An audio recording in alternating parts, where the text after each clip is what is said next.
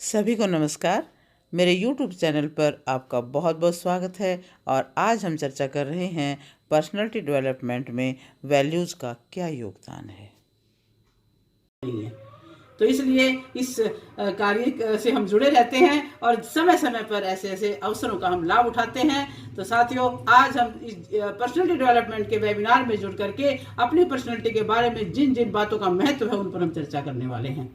उनमें से एक सबसे पहले जो मैं मानती हूँ कि बाह्य तो हम बना लेंगे अपना, क्योंकि उसमें तो बाह्य साधनों का उपयोग होना है, पर साथियों अंतर में जो होगा वो कहाँ कहाँ से मिलेगा, आज हम उसकी चर्चा करेंगे। वैल्यूज, ह्यूमन वैल्यूज ही पर्सनैलिटी को डेवलप करती हैं। ठीक है, हम बनाव ठनाव बहुत जरूरी है, लेकिन अंदर के गुणों से सजना भी बहुत जरूरी है। साथियों, आपने मैं अभी थोड़ा देर पहले मैं क्या देख रही थी कि भगवत गीता में एक श्लोक है, 16वें अध्याय में 3रा श्लोक। उसमें क्या लिखा है? तेज क्षमा धृति शोचम अद्रोह नाति मानिता भवंति संपदम दैवीम अभिजातस्य भारत।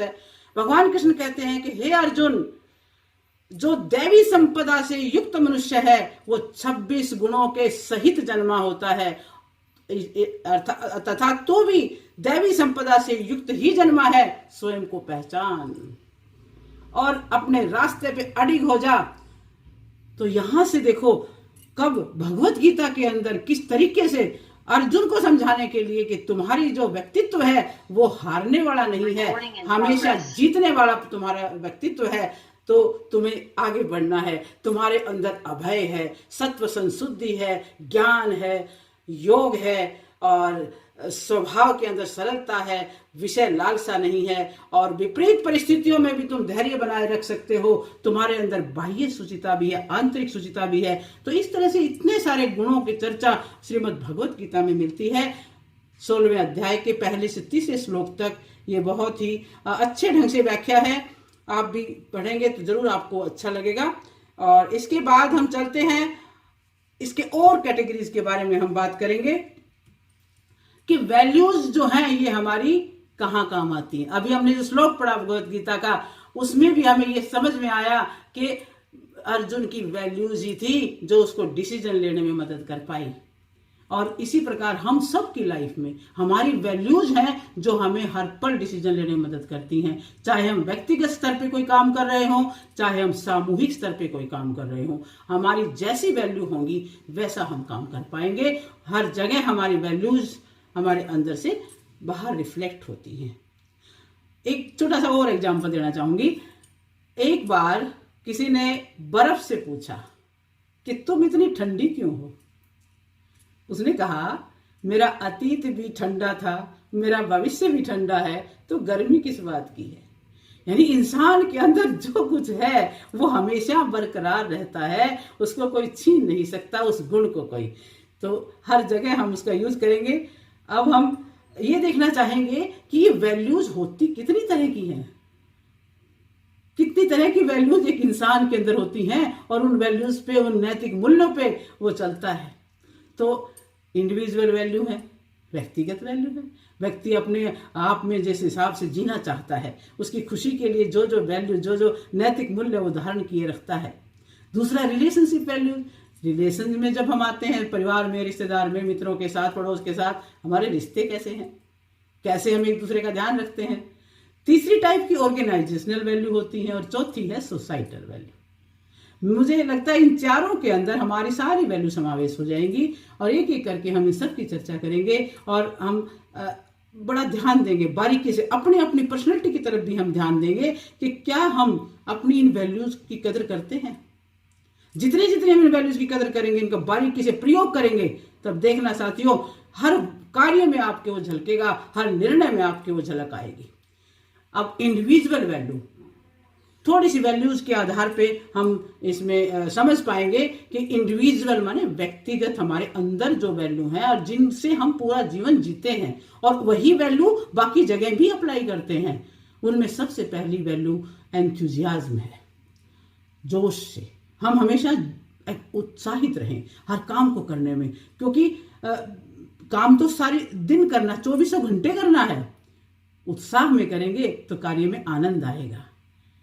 और इसके विपरीत यदि हम आलसी होकर बैठे रहेंगे, उत्साह है ही नहीं, कोई और ही कर दे हमारे काम, जैसे वो आता है ना, कहानी सी आती है कि भाई हमारी मक्खी भी नहीं उड़ा पाते, कहीं तो खुद की मक्खी नहीं उड़ा पाते, सोचते कोई और ही उड़ा दे हमारी मक्खियों को, तो वो हो गया, इसके विपरीत बात हो गई। तो उसमें खुद में उत्साह नहीं है तो वो क्या जीवन में आगे बढ़ेंगे। तो उत्साह एक बहुत बड़ा एक इंडिविजुअल वैल्यू है। ऐसे व्यक्ति जो है हमेशा हर काम को बड़े अच्छे से करते हैं। दूसरा एक इंडिविजुअल वैल्यू है क्रिएटिविटी। क्रिएटिविटी, अब क्रिएटिविटी कहाँ कहाँ हो सकती है? आप के कार्यों में हो सकती है, विचारों में हो सकती है। जो वैचारिक रूप से क्रिएटिव है वो अच्छा विद्वान होगा, लेखक होगा, कवि होगा, अच्छा वक्ता होगा, क्योंकि विचार है उसके अंदर, हर वक्त के मौके के हिसाब से उसको बोलना आता है, उसको करना, काम करना आता है। दूसरी बात, क्रिएटिविटी होगी तो वो बहुत तरह की आर्ट में जुड़ा हुआ होगा, या तो वो संगीत में होगा, या वो पेंटिंग्स में होगा, या आज तो क्रिएटिविटी की हद ही हो गई है। इतनी तरह की क्रिएटिविटी आज के युग में हम देख रहे हैं। नित्य नए तरह से लोग आगे बढ़ रहे हैं। ये कहाँ से आया? ये व्यक्ति में क्रिएटिविटी है, उसने उसको कार्य रूप दिया है। और तीसरा गुण है साथियों, ह्यूमिलिटी। ह्यूमिलिटी मीन्स विनम्रता। विनम्रता तो मैं कहूं कि सर्वोपरि होनी चाहिए। जितनी भी एजुकेशन हम लेते हैं, शुरू से लेकर आखिर तक पूरे जन्म ही सीखना चलता रहता है, पर उसके साथ साथ यदि विनम्रता है तो ही हमारी शिक्षा मानी जाएगी, वरना वो मात्र एक इंफॉर्मेशन का ग्रुप हो जाएगा और कुछ नहीं। क्योंकि हमारे ग्रंथों में, हमारे संस्कृत के साहित्य में बहुत अच्छे अच्छे शब्दों में ये बातें समझाई हुई हैं कि विद्या ददाति विनयम और विनयात याति पात्रताम। विद्या से विनय मिलता है और विनय से पात्रता मिलती है, योग्यता मिलती है। तो विनम्रता भी एक व्यक्तिगत गुण है। और आपके जीवन में ऐसे बहुत सारे लोगों से आपका संपर्क होता होगा जो बहुत विनम्र हैं, दूसरी तरफ ऑपोजिट भी है, रूड भी बहुत हैं, पर वो हैं तो उनकी पहचान वैसी बनती है। जो विनम्र है उनकी पहचान वैसी बनती है। उनके कार्यों में हर तरह से पॉजिटिविटी झलकती है, दूसरी तरफ की नेगेटिविटी झलकती है। तो ये बनता रहता है। सद्गुण अवगुण जो है हर एक ने, इंसान ने अपने अपने बनाए हुए हैं, तो ये इंडिविजुअल रूप से हम देखते रहते हैं। और चौथी बात, पर्सनल फुलफिलमेंट। कई लोग अपने में पूर्णता का एहसास करते हैं, ईश्वर का हमेशा धन्यवाद करते हैं। जो कुछ मिला उसमें वो बहुत ही ज़्यादा धन्यवादी रहते हैं, कृतज्ञ रहते हैं। उनके अंदर पूर्णता है, वो पूर्णता का, क्योंकि कहते हैं प्रभु ने जो सृष्टि बनाई है पूर्ण बनाई है, और पूर्णात् पूर्णमेव उच्यते पूर्णमेवावशिष्यते, यानी पूर्ण है, पूर्ण में से पूर्ण निकाल लो तो भी पूर्ण बचता है। कितनी बड़ी बात हमें शिक्षा में अपने अध्यात्म से जुड़ करके मिलती है। तो कई लोग इस भाव में रहते हैं, उनको कोई शिकायत होती ही नहीं किसी से, नॉन कंप्लेन रहता है उनका हमेशा का विचार। और कई मिलने के बाद भी हमेशा उस कमी को देखते रहते हैं। तो साथियों, पर्सनल फुलफिलमेंट ये बहुत बड़ा गुण है, और ये मैं कहती हूँ एक नियामत है उस प्रभु की। और 5वें नंबर पे हम देखें तो ग्रेटिट्यूड। हमें हर पल धन्यवादी होना चाहिए, हर पल शुक्रिया करना चाहिए जो कुछ हमें मिलता है इस यूनिवर्स के, हर वस्तु, हर व्यक्ति, हर प्राणी का, क्योंकि सब हमारे लिए लगे हुए हैं। अब कहाँ कहाँ नजर घुमाएंगे? हर परिस्थिति तो आपके लिए बनी हुई है, हर वस्तु आपके लिए बनी हुई है। आप उपयोग करें ना करें ये आपकी मर्जी है, परंतु उपलब्ध आपके लिए है। तो कृतज्ञता एक बहुत बड़ा एक इंडिविजुअल गुण है। जितना जितना कृतज्ञ होता है इंसान, उतना उतना प्राप्तियां, उतने उतने अवसर उसको मिलते रहते हैं। तो ये इंडिविजुअल गुण है। और इसके साथ साथ जैसे ये इंडिविजुअल गुण होंगे, वैसे ही वो आगे के रिलेशनशिप में उन गुणों का प्रयोग करेगा। दूसरी कैटेगरी हमने देखी थी रिलेशनशिप वैल्यूज की। और रिलेशनशिप वैल्यूज मनुष्य को अपने फ्रेंड, फैमिली एंड कलीग और ऑर्गेनाइजेशन में व्यवहार करने के लिए प्रेरित करता है। इनमें से सबसे पहले गुण की हम चर्चा कर रहे हैं ओपननेस, यानी इंसान ओपनली स्वीकार करता है सभी को, खुले विचार रखता है, रिजिडिटी से, अपने नजरिए से ही नहीं उनको बिहेव करने की बातें सोचता, वो ओपन है। उसको ये पता है कि हर व्यक्ति गुणवान है, अपने अपने हिसाब से काम करेंगे, तो वो इस बारे में बिल्कुल ही स्वीकृति के साथ, एक्सेप्टेंस के साथ वो सबके साथ रहता है। दूसरा ट्रस्ट है। रिलेशनशिप वैल्यू में ट्रस्ट का बहुत मायने है, क्योंकि ट्रस्ट है तो रिश्ता है। अगर ट्रस्ट नहीं तो रिश्ता भी नहीं है, वो सिर्फ एक फॉर्मेलिटी हो जाता है। तो ट्रस्ट वर्दी खुद भी बनता है वो अपने रिश्तों में, और दूसरों पे विश्वास करके उनको साथ लेके भी चलता है। और तीसरा इसमें रहता है हमारा जेनरोसिटी, उदारता। हम कितने उदार हैं अपने रिश्तों में, कितना हम उनकी केयर करते हैं, उनके साथ हम मिल के चलते हैं, और उनकी हर कमी को, उनकी खूबी को कितनी उदारता के साथ स्वीकार करते हैं, उनकी हर परिस्थिति में उनका साथ देते हैं।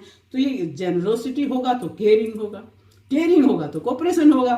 ये इंटरलिंक्ड है, सारे के सारे जो वैल्यूज हैं, चाहे जो नैतिक मूल्य हैं हमारे, ये सब जुड़े हुए हैं आपस में। और साथियों, एक नैतिक मूल्य यदि किसी के अंदर है तो उसके साथ आप देखो वही सारे आएंगे, क्योंकि लाइक अट्रैक्ट्स लाइक। एक गुण अन्य गुणों को आकर्षित करता है, एक बुराई अन्य बुराइयों को आकर्षित करती है। स्वभाव है ये, मानव स्वभाव बना हुआ है।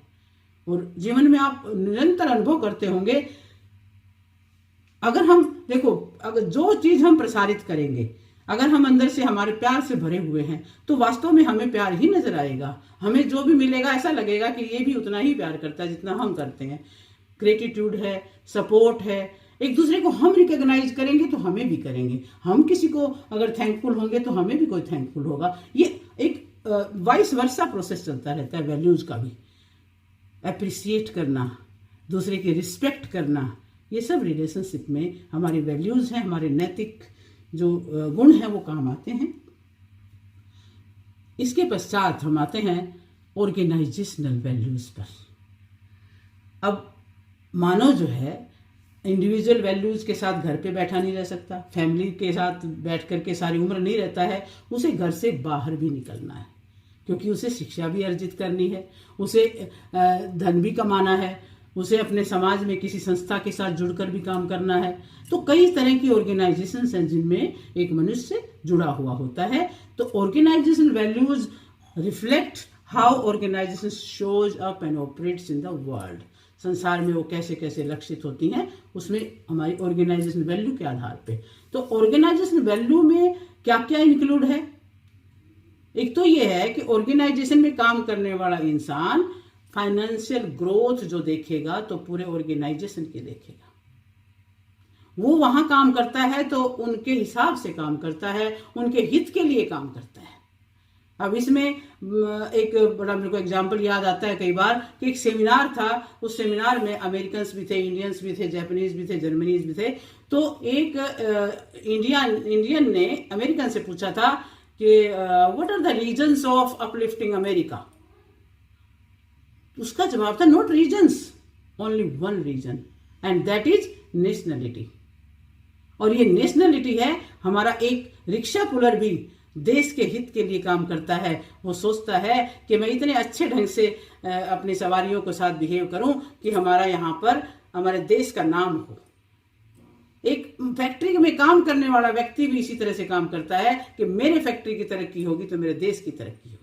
यही बात ऑर्गेनाइजेशन के अंदर, कोई व्यक्ति ऑर्गेनाइजेशन की ग्रोथ के लिए काम करेगा तो ऑटोमेटिक उसकी ग्रोथ होती है। टीम वर्क, क्योंकि एक की जिम्मेदारी नहीं है किसी ऑर्गेनाइजेशन में, टीम मिलकर के काम करती है। तो टीम वर्क में कैसे अपने हिस्से का काम और उनके साथ एक कोऑर्डिनेशन के साथ करना है, ये भी एक व्यक्ति के अंदर ऑर्गेनाइजेशन मूल्यों में आता है। प्रोडक्टिविटी, यानी वहाँ तो प्रोडक्शन है, प्रोडक्टिविटी दिखानी है, अपनी जो क्रिएटिविटी है वो दिखानी है, तो वो हम ऑर्गेनाइजेशन के हिसाब से दिखा पाते हैं यदि हमारे अंदर वो वैल्यू है।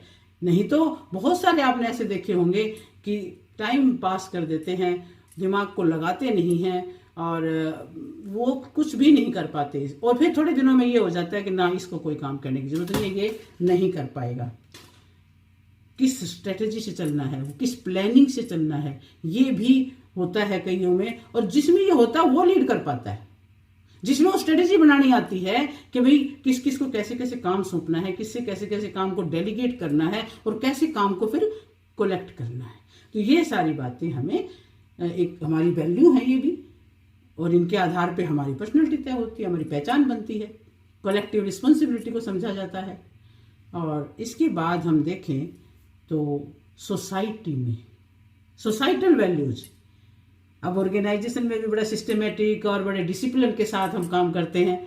और दूसरा, जब हम सोसाइटी में आते हैं, हमारे आस पड़ोस में, हमारे परिवार में, हमारे रिश्ते नातों में और समाज की किसी गतिविधियों में जब हम शामिल होते हैं, तब भी तो हमें बिहेवियर अलग ही टाइप का करना पड़ता है। क्योंकि हम पर्सनल कोई बात है तो पर्सनल, यदि कई बार पर्सनल परेशानी भी होती है तो भी हम सोसाइटी में उसको नहीं दिखा सकते हैं, क्योंकि सोसाइटी का एक साझा काम है, एक सेवा का काम है। तो वहाँ पर हमें एक अलग तरह से बढ़ चढ़ के आगे आना पड़ता है। तो वो सोसाइटल वैल्यूज कहलाती हैं, जिस तरह से हम सोसाइटी में बिहेव करते हैं। तो उसमें हम क्या करते हैं, हमारी फ्यूचर जनरेशन का ख्याल करते हैं। हम इस तरह का बिहेव करते हैं कि हमारी फ्यूचर जनरेशन कुछ सीखे, वो देख करके सीखती है। सोसाइटी में आपने देखा होगा, हमारे जो छोटे छोटे बच्चे हैं वो बड़ों को देख कर सीखते हैं। इवन मैंने तो घर में ये भी देखा कि जो छोटे छोटे नन्ही नन्ही बच्चियां बच्चे होते हैं वो बड़ों की चप्पल पहन के चलते हैं। उनको लगता है इन्होंने बड़े वाले ने ये चप्पल पहनी है, मेरे दादा ने, मेरे पापा ने, तो ये चप्पल ज़्यादा अच्छी है, ये जूता ज़्यादा अच्छा है। तो इतना वो कॉपी करते हैं, वो अपने छोटे छोटे चप्पल छोड़ के उनको पहन के चल पड़ते हैं और बड़े वालों के वस्त्र पहनना चाहते हैं। जैसे हमारी जो बिटिया है वो मेरी साड़ी पहन के चल पड़ती थी, कहते हाँ मैं ये पहनूंगी। देखो, ये देखता है, एक बच्चा देखता है। तो सोसाइटल वैल्यू है ये हमारी, कि बच्चों को हम कैसे आगे सिखा पाएंगे, संस्कार वैल्यू दे पाएंगे, उसमें भी हमें अलग बिहेव रखना है।